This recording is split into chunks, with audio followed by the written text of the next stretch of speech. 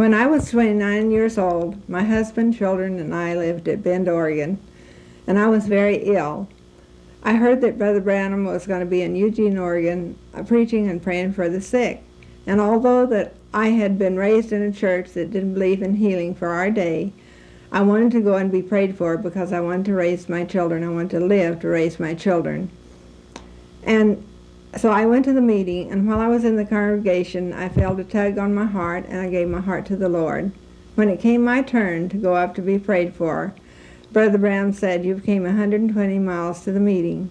And he says, "You came to be prayed for stomach ulcers, but says you have something worse wrong with you. Says, if you had an x-ray, it would show up you have TB.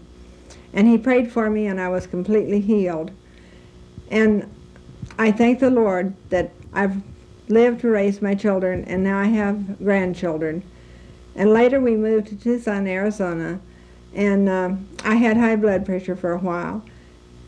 And the doctor took x-rays of my heart to see if it was enlarged. And it showed up my lungs, and it showed little spots on my lungs. And he says, we're going to have to take some more x-rays later.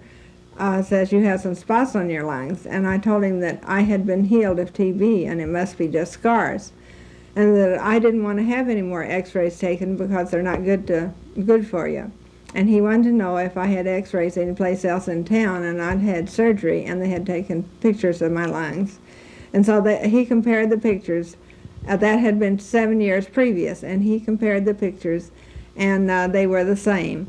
And so it was just scars, and I just thanked the Lord that I was completely healed.